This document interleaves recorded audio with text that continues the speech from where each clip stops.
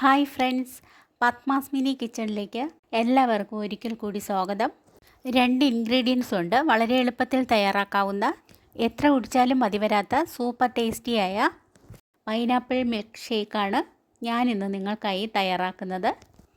Milk shake തയ്യാറാക്കാൻ വേണ്ടിയിട്ട് നന്നായി പഴുത്ത് നല്ല മധുരമുള്ള ഒരു ഇടത്തരം പൈനാപ്പിൾ എടുത്തിട്ടുണ്ട്.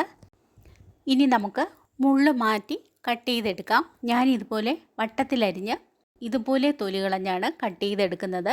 വളരെ ഈസിയായി നമുക്ക് എത്ര വേണമെങ്കിലും ഇതുപോലെ കട്ട് ചെയ്തെടുക്കാം.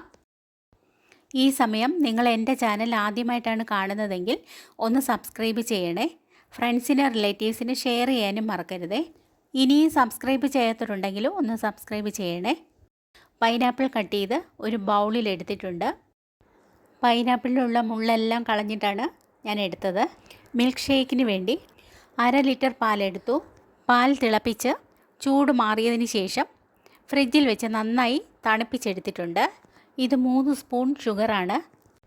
നല്ല മധുരമുള്ള പൈനാപ്പിൾ ആയതുകൊണ്ട് 3 സ്പൂൺ ഷുഗറേ ഞാൻ ആഡ് ചെയ്യുന്നുള്ളൂ.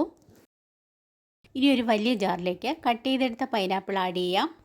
ഷുഗർ ചേർത്ത് കൊടുക്കാം. ഇനി ഇതിലേക്ക് നന്നായി തണുപ്പിച്ചെടുത്ത പാലും കുറച്ച് ഐസ് ക്യൂബ്സും ചേർത്ത് കൊടുക്കാം.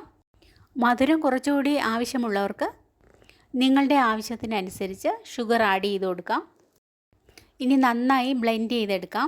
തരികളില്ലാതെ നന്നായി തന്നെ അരച്ചെടുക്കുക.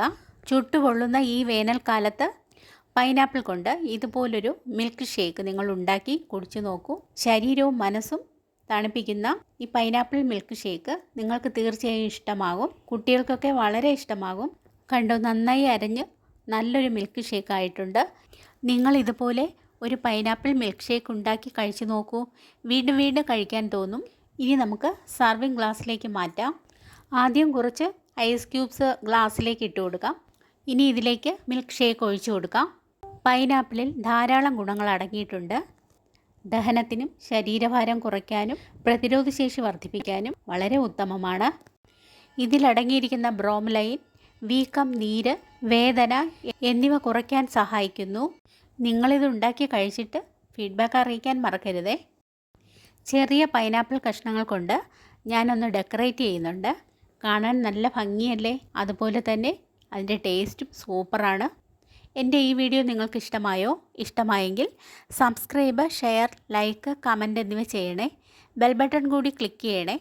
നിങ്ങളുടെ അഭിപ്രായങ്ങൾ കമൻറ്റ് ബോക്സിലിടാൻ മറക്കരുതേ. നാളെ പുതിയൊരു ഈസി റെസിപ്പിയുമായി വരുന്നതുവരെ എല്ലാവർക്കും ഗുഡ് ബൈ.